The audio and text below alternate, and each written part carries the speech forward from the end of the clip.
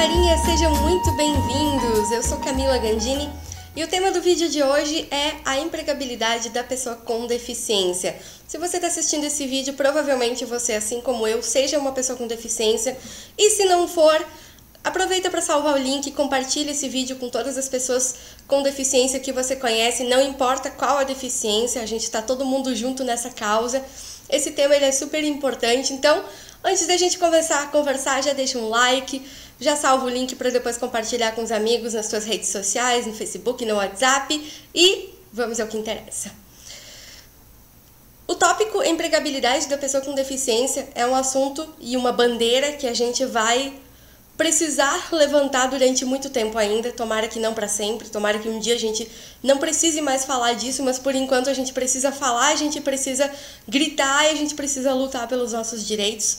E é por isso que a gente está aqui novamente para falar sobre isso, embora abordando um aspecto um pouco diferente. Eu já gravei vários vídeos falando sobre esse tema, já dei palestras, enfim, é um tópico que já foi bastante explorado, mas ele é inesgotável.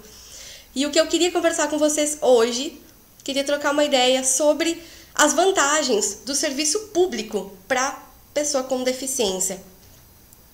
Como eu acredito que você já saiba, existe uma cota para pessoa com deficiência em concursos públicos que é geralmente de 5%.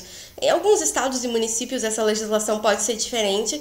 Por exemplo, aqui no meu estado, Rio Grande do Sul, a cota nos concursos estaduais, a reserva de vagas para pessoa com deficiência é de 10%.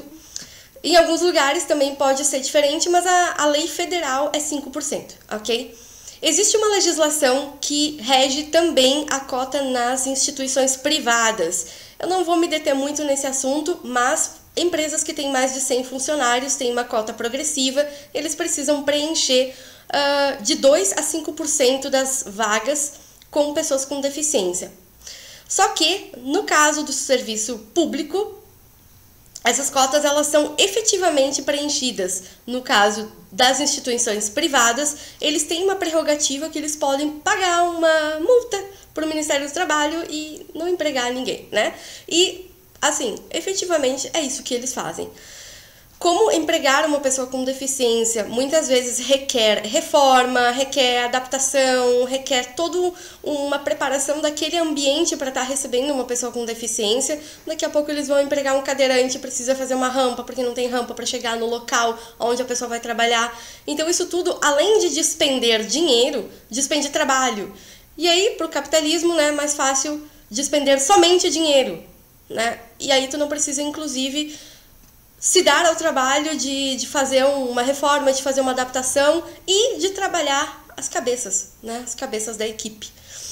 As barreiras atitudinais, elas sempre vão existir. O assédio moral sempre vai existir, a gente sempre vai passar por isso em qualquer lugar que seja, não importa se é um meio de pessoas muito educadas, pouco educadas, se tu tá em meio a um grupo, tu sempre vai ter uma porcentagem de pessoas que é super bacana, super receptiva, que vai te ajudar, que vai te receber, que vai te dar um bom apoio. Mas sempre vai ter aquela pessoa que é contra a pessoa com deficiência estar trabalhando, é contra a pessoa com deficiência estar ali, acha que a pessoa com deficiência não é útil, não é produtiva e eles consideram como uma espécie de peso, assim, para as instituições. Isso acontece tanto no setor privado quanto no serviço público. A grande diferença, que eu considero as vantagens do serviço público, é que a gente tem pelo menos o direito de chegar lá. O concurso público, ele te dá a oportunidade de concorrer em igualdade de condições com todas as outras pessoas. Tu vai fazer a mesma prova, tu vai concorrer para o mesmo cargo e tu vai ter 3 anos de estágio probatório no qual tu tem a oportunidade de tentar mostrar para as pessoas que tu é capaz de exercer as atribuições daquele cargo para o qual tu foi empossado. Isso é uma vantagem muito legal porque no serviço privado, muitas vezes tu não tem nem a chance de chegar lá, de mostrar para aquelas pessoas, de abrir aquelas mentes. No serviço público, pelo menos, a gente tem essa chance de entrar lá e tentar mostrar para as pessoas que dá para fazer muita coisa além daquilo que elas imaginam que dê. Claro que o assédio moral ele sempre vai existir se a pessoa que estiver no cargo de chefia, no cargo de gestão daquela equipe, for alguém que é contra cotas, que acha que deficiente tinha que estar em casa ouvindo radinho, como acontecia há muito pouco tempo atrás, né? Questão de 15, 20 anos atrás, essa era a realidade da PCD, pessoa com deficiência. E tem gente que continua pensando assim.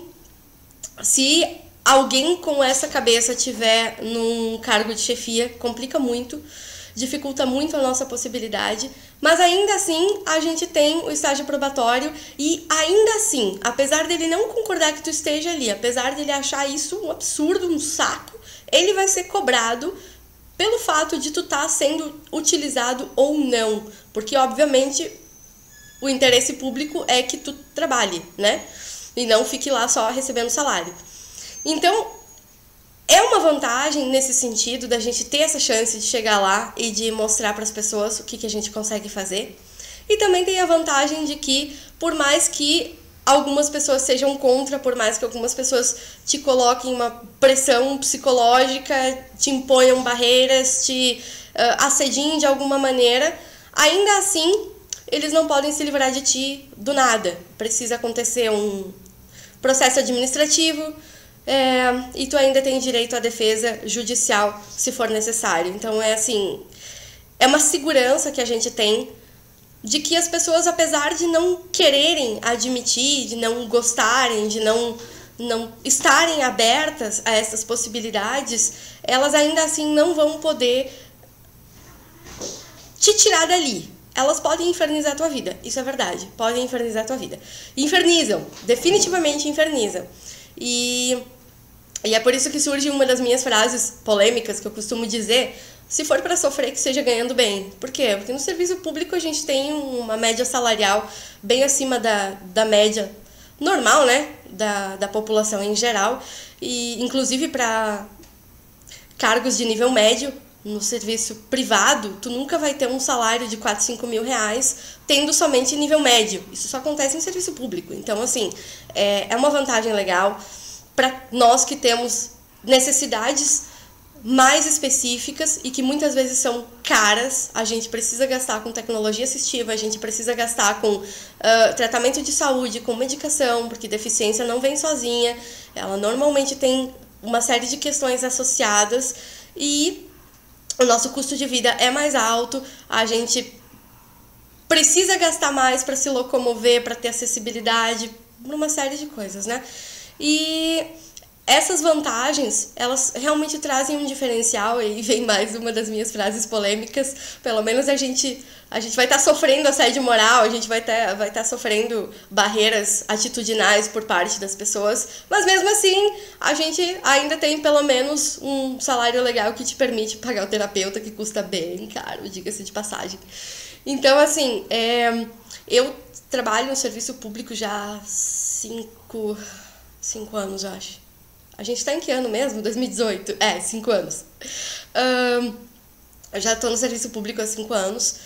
Passei por inúmeras situações, passei por gestores incríveis, passei por gestores ruins, enfim. E eu consigo ver essa vantagem em relação a, pelo menos, a gente poder ter a oportunidade de estar ali, tentar mostrar para as pessoas o que a gente é capaz e